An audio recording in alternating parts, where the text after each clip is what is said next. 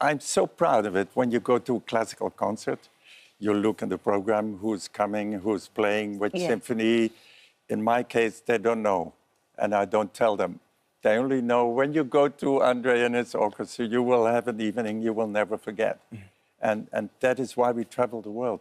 I want to touch the hearts of the people. The music world is reeling after the stunning revelation surrounding Andre Rieu's hidden fortune. Known for his breathtaking performances and timeless compositions, no one expected the emotional bombshell that followed his latest announcement. Behind the grandeur was a secret legacy, a fortune so massive and deeply personal, it left his family in tears. But these weren't just tears of joy. There's more to this story than anyone imagined. But what exactly did Rieu leave behind? And why is it shaking his family to the core? The answer will leave you absolutely speechless. The Waltz King, unstoppable musical journey born in 1949, Andre Rieu has become one of the most celebrated and influential figures in the world of classical music. Known worldwide as the Waltz King, Rieu's extraordinary talent as a composer, violinist, and conductor has left an indelible mark on the global music scene. His passion for transforming classical music into an experience that transcends tradition has captivated audiences for decades, making him a household name among classical and contemporary music lovers alike. Andre Rieu's musical journey began in his hometown of Maastricht, Netherlands, where his love for music was nurtured from an early age.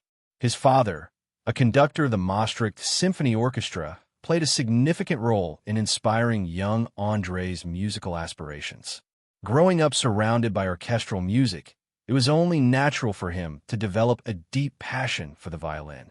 His early exposure to classical music set the foundation for what would become a remarkable career. To further refine his skills, Rieu attended the Royal Conservatory of Brussels, one of Europe's most prestigious music academies. Under the tutelage of the renowned violinist and professor Andre Girdler, Rieu's dedication to mastering the violin was unwavering. His relentless commitment to his craft paid off when he received the coveted Premier Prix from the conservatory, a significant milestone that marked the beginning of his professional journey. But Rieu's vision for classical music was far from conventional. While his contemporaries adhered strictly to tradition, he envisioned a more dynamic, spirited approach that would make classical music more relatable and enjoyable for people of all ages and backgrounds. This vision gave birth to the Johann Strauss Orchestra in 1987, a bold and ambitious project that would go on to redefine the classical music landscape. What made the Johann Strauss Orchestra truly unique was its emphasis on joy, celebration, and audience engagement. Unlike traditional orchestras that often maintained a formal, reserved demeanor, Rieu's ensemble embraced a lively and interactive performance style. With Rieu at the helm, the orchestra delivered exhilarating renditions of classical waltzes and other beloved compositions, infusing them with a sense of spontaneity and festivity. One of Rieu's most famous performances is his interpretation of Dmitri Shostakovich's Second Waltz from the Suite for Variety Orchestra. His rendition breathed new life into the piece, earning him the title of Waltz King and cementing his reputation as a master of creating unforgettable musical experiences. Audiences were not just passive listeners. They became part of the performance, clapping, singing, and even dancing along. As the Johann Strauss Orchestra grew, so did its global reach. Rieu's dedication to making classical music accessible led to sold-out concerts worldwide, from Europe to the United States, Asia, and beyond. His concerts were not merely musical events, but grand celebrations of music, culture, and human connection. The energy and passion he brought to the stage made classical music feel vibrant and alive, bridging the gap between traditional and modern audiences. The orchestra's success was not just a personal triumph for Rieu, but a victory for classical music itself. He proved that the genre could be both sophisticated and fun, elite yet inclusive. His ability to make classical compositions feel contemporary and emotionally resonant has attracted a diverse and devoted following. Andre Rieu's impact on classical music is not just measured by his impressive achievements, but by his ability to touch hearts worldwide. His concerts continue to inspire both longtime classical enthusiasts and those discovering the genre for the first time. Through his unwavering passion and innovative spirit, Rieu has shown that classical music, when presented with heart and soul, can indeed be a universal language. But what secret did Rieu unlock to make classical music both elite and inclusive? Keep watching to find out. The Waltz King's rise to unmatched stardom. Rieu's journey didn't just stop at thrilling audiences with classical waltzes.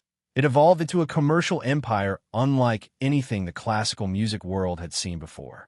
His charisma, showmanship, and knack for connecting with audiences transformed him from a talented violinist into a global sensation with an empire worth millions. The seeds of Andre Rieu's grand vision were planted back in 1978 when he formed his first ensemble, the Maastricht Salon Orchestra, in his hometown of Maastricht, Netherlands. It was a modest start, but one that allowed him to experiment with his unique style, making classical music engaging, joyful, and accessible to everyone. But the real turning point came in 1987 when Rieu officially established the Johann Strauss Orchestra. Starting with just 12 members, he spent 6 months rigorously training them before their debut concert on January 1st, 1988. Unlike traditional orchestras, this group embraced Rieu's vision of lively, interactive performances, captivating audiences who would typically shy away from classical music. As the orchestra's popularity soared, so did its size. By 2008, it had grown to 43 musicians, and between 2008 and 2020, that number expanded to a staggering 50 to 60 members. It was clear that Rieu's dedication to making classical music accessible had struck a chord with audiences worldwide. However, the moment that truly catapulted Rieu to fame came unexpectedly in 1995 during an international football match in Amsterdam. During halftime, Rieu purchased 60 seconds of live TV airtime to perform Dmitri Shostakovich's Second Waltz. In a stroke of luck, Ajax scored a goal just before halftime, ensuring that the entire stadium's attention was fixed on Rieu's performance. As he later recalled, "The next week, I sold 200,000 CDs. That electrifying moment transformed Rieu from a talented violinist into a household name. His visibility skyrocketed thanks to frequent TV appearances and successful European tours. By 1996, the media had dubbed him the modern king of waltz, a title that would shape his brand and career for decades. Rieu's success wasn't limited to concert halls. He embraced the power of commercial branding and entertainment to broaden his reach far beyond the traditional classical music audience. His Johann Strauss Orchestra consistently ranked among Billboard's top 25 tours for nearly 20 years, sharing space with global superstars like Bruce Springsteen and Justin Bieber. By 2018, Rieu had secured his place as Billboard's highest-grossing classical artist in box score history, amassing a jaw-dropping $550 million in total earnings. Unlike many classical musicians who rely on government funding or institutional support, Rieu's business thrived on his own terms. "I need $1 million a month just to pay everybody. And without touring, it's even more," he admitted. "I have 110 people on my payroll and another 100 working for me on a freelance basis. So it's a huge family." Maintaining such an extensive operation required multiple revenue streams. Rieu's empire expanded beyond concerts to include his own recording studio, a production company, an events business, and custom workshops for staging and costumes. His meticulous attention to detail extended to his musicians, who enjoyed benefits far beyond the norm. A professional chef prepared their meals, fitness instructors ensured their well-being, and custom-made Mercedes-Benz buses transported them from city to city. Rieu even provided a private kindergarten for musicians traveling with their children. His unconventional approach to classical music wasn't without criticism. Some classical purists dismissed his performances as overly sentimental or commercial. But Rieu embraced these critiques, insisting that his shows were meant to create a joyful, immersive experience where music, dance, and costumes combined to produce a magical evening. "I'm trying to create a Gesamtkunstwerk, a total work of art," he explained, drawing inspiration from the legendary composer Richard Wagner's concept of blending multiple art forms into one harmonious experience. His vision proved to be a phenomenal success. Unlike traditional orchestras that struggled with funding, Rieu's enterprise remained profitable through ticket sales, DVDs, merchandise, and even streaming platforms. He crafted a brand that blended classical tradition with contemporary entertainment, appealing to audiences worldwide who craved something different. Yet, Rieu's road to success was not without its challenges. In 2008, he faced near bankruptcy after investing heavily in a lavish castle replica stage set, which proved far more expensive than anticipated. However, Rieu's resilience and financial independence allowed him to bounce back, emerging stronger than ever. It was his ability to adapt and innovate that kept him ahead of the industry's financial struggles. While many classical institutions faced declining audiences, Andre Rieu continued to attract millions with his unique blend of tradition and spectacle. His concerts were not merely performances. They were grand celebrations where audiences felt free to clap, sing, and even dance, something rarely seen in classical venues. By refusing to follow the rigid rules of the classical world, Rieu carved out a space all his own. His empire thrived on joy, emotion, and showmanship, allowing classical music to flourish in a modern world that often seemed too fast-paced for such timeless art. But how did Andre Rieu build an empire and fortune by breaking the classical mold? Keep watching to discover. Andre Rieu's Castle, a symbol of musical success and childhood dreams. Andre Rieu's journey to transform classical music into an accessible, joyful experience for everyone is mirrored in the astounding success of his financial empire. His remarkable achievements go beyond concert halls and waltz melodies. They reach deep into his personal life, exemplified by a purchase that symbolizes both his childhood dreams and his extraordinary success. That purchase? A majestic 16th-century castle in Maastricht, the heart of his musical empire. Rieu's castle is not just a luxury home. It's the crown jewel of his assets. Nestled in the historic heart of Maastricht, this castle, known as Huey's Detour House of the Small Turrets, stands as a stunning symbol of his rise to global fame. However, this magnificent piece of history wasn't part of Rieu's original plans. While on a holiday in the south of France in 1999, Rieu's accountant called to inform them that the front side of the castle was for sale.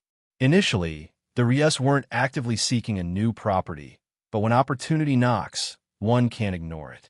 "We weren't really looking for it, but then again, the chance doesn't come along very often," recalled Marjorie Rieu, Andre's wife.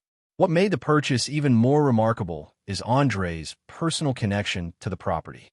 As a young boy, he had taken piano lessons in the very same building, a space he once found dark, damp, and somewhat depressing. His feelings about the castle at the time weren't warm, but his fascination with castles started early, sparked by his love for tin comics.